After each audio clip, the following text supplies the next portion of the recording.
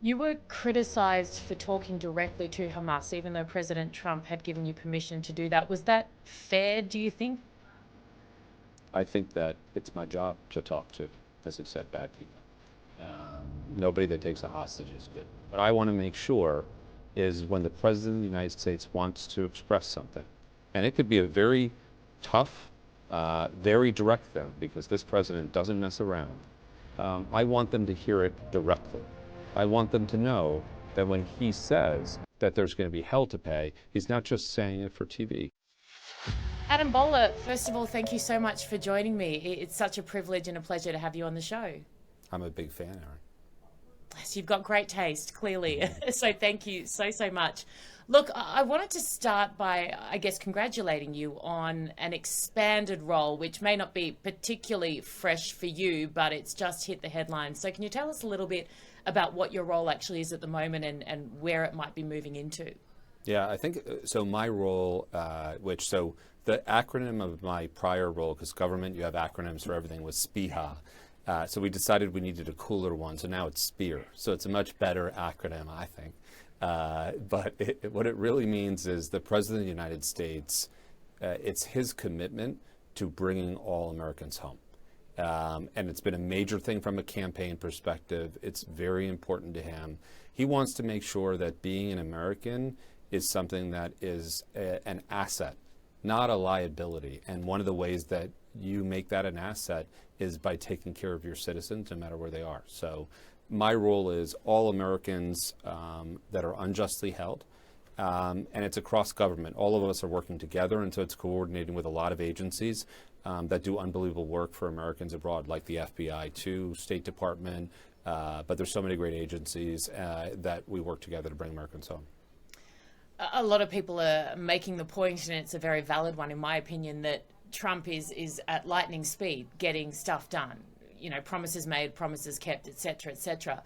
I feel like you are doing the same in regards to the pace at which you are working and freeing Americans who have been held unjustly overseas. We saw last week the Russian ballerina come home. Ksenia, how does that happen from initial briefing to actually her jumping off a plane into the arms of her loved ones? Is it a complex process? I mean, can you give us some insight? So the way it starts is we're keeping a running list always of Americans that are unjustly held. Country by country, we're looking at it. It changes, as you may imagine, because people are taken. Sometimes they're let go. Hopefully they're let go. And in this particular case, we've had this view, and it was a completely unbelievable situation because you have somebody that basically gave less than $50 to the Ukraine through an app. It was to kind of poor people in the Ukraine, and then went over to visit her grandmother and was taken. And the hardest thing when you deal with hostages, it's called hostage diplomacy, which is people get taken just to be traded. And it's a real issue, and we could talk about more about that because it's a huge issue. But in that case, we had identified her. The president got to know her case. A whole bunch of people usually actively lobby, and we've been tracking. And ultimately, as these conversations between Russia and Ukraine started, there started to be an opportunity to talk more about Americans. And we said, look, if you really want to talk to us as a country that is not a terrorist state, is not so, then you have to really start thinking about Americans that you're holding, and whether those Americans are assets or liabilities. Because since the President of the United States came, we're not doing hostage diplomacy, and they're liabilities. And so if you really want to show progress, you're going to turn somebody like that over. And so she was raised in conversations. The president asked people like Steve Witkoff to raise that. And that's how that conversation started. Is we said, listen, and she was number two. So the conversation started. We had one American released before, the month before, and then we had her, and I expect we'll have more too. There must be no greater feeling in the world for you professionally in terms of something being fulfilling when it's life or death and you're freeing someone from a regime that could, I mean, and we've seen it happen multiple times before, end in death. I mean, we see it all the time. What is that feeling like when you see someone that you have actively worked hard to get released alongside others, absolutely, but to see them back in the arms of their loved ones, how does that feel, knowing you've played some part in that? There's nothing like it in the world. It's an unbelievable high. So it's awesome. It feels awesome. When you have the opportunity, whether you're getting somebody at a place of origin to say, welcome back to the United States, we have you now. I had the opportunity in Afghanistan to say that, to George Glezmann to say, you're back in American hands. It's like a movie, because it's better than a movie. Or when you see somebody like Ksenia last week hug her fiance, and unbelievable. It's an unbelievable feeling. Looking at the situation around the world now, are we aware of how many Americans are being held hostage? Are they all public, or are there ones that for their sake, or maybe in terms of this is more beneficial for negotiations, that you do not make public? How do you determine what is public if it's not already in the public space? We're working on it, actually, because I don't know why some of these things are not public. I think a lot of it, and this is what the president is doing, is a lot of times when things get stuck in the U.S. government on these things, there's no other reason than we haven't done it before. Yeah. And we have been pushing and compiling a list. And so a few things. One is the amount of Americans is actually gray.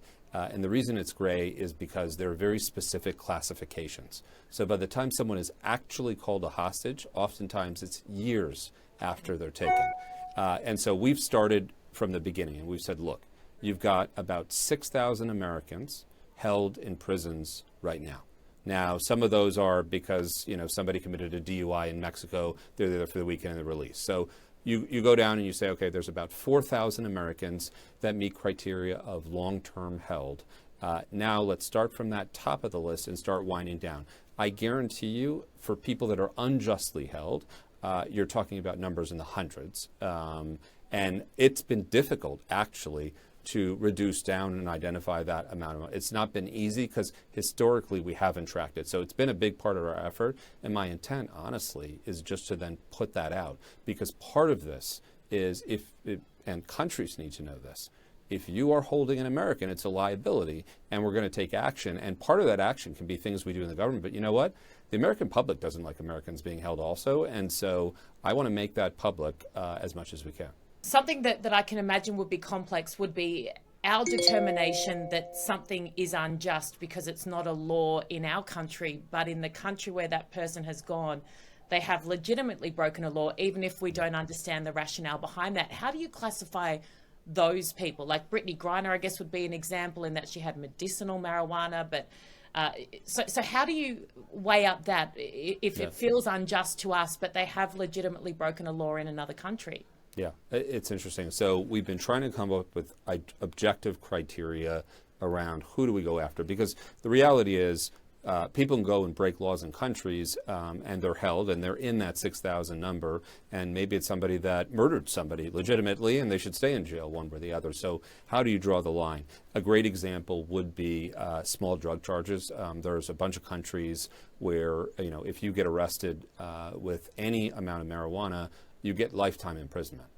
And I will tell you, there are situations where we have ex-American service members with, an ounce of marijuana that are 11 years into a lifetime sentence. That's ridiculous. And so what we're trying to do is say, listen, if it's a kid, if it's somebody that's, let's say, more than 2 times what would be considered a normal sentence, those kind of things where you start saying that just doesn't make sense. And they did break a law.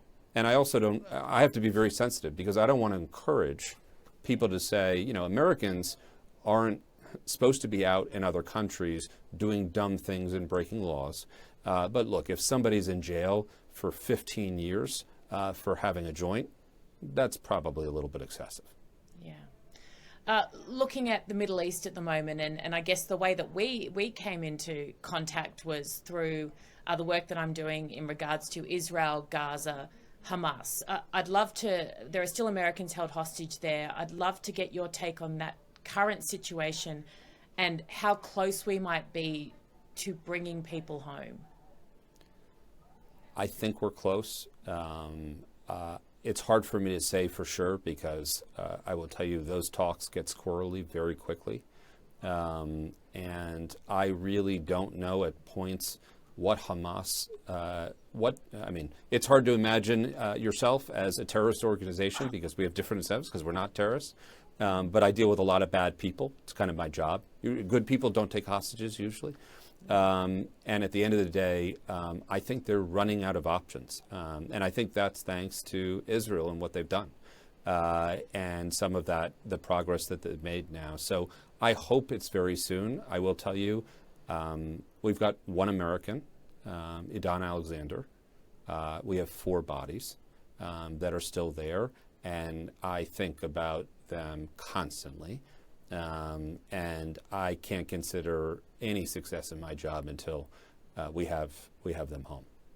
You were criticized for talking directly to Hamas, even though President Trump had given you permission to do that. Was that fair, do you think, or do you think it's hard for people to understand what it takes for you to do your job? I think that it's my job to talk to, as I said, bad people. Nobody that takes a hostage is good.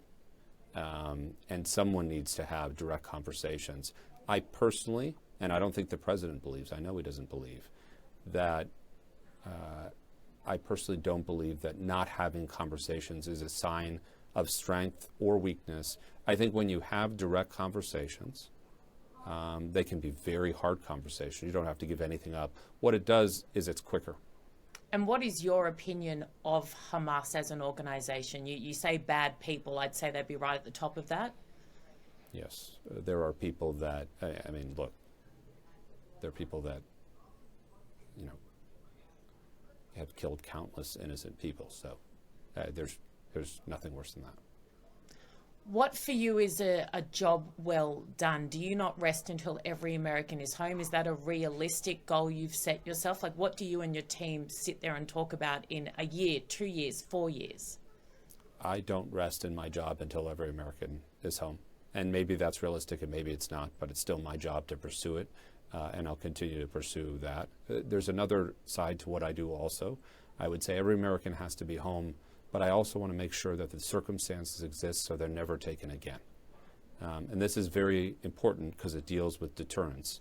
It would be very easy to trade everything or to give everything to bring someone home, and it can be tempting.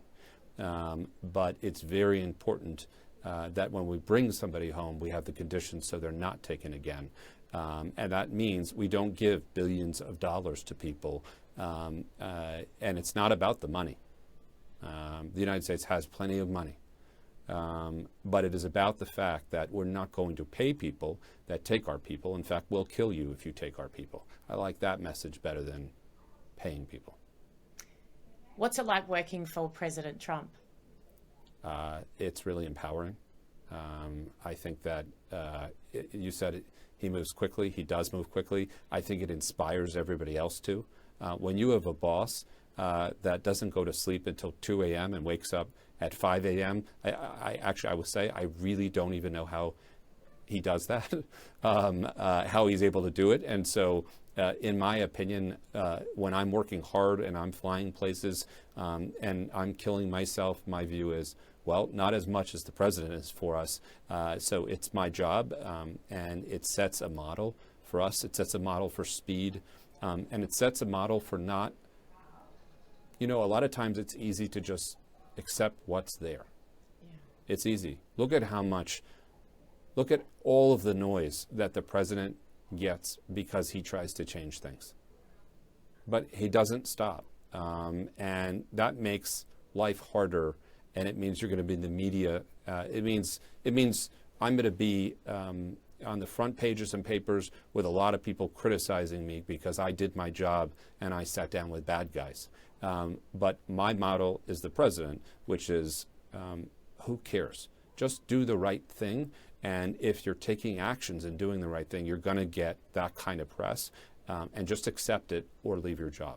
Do people know that you're Jewish? I'd love to understand if that makes this so much more personal for you. And second to that, you talk about the criticism that you received, whether that hurts even more because of who you are, and it's your people that are being attacked. And you don't have to share if you don't want to. I'm happy not to include it, but just if you're willing to.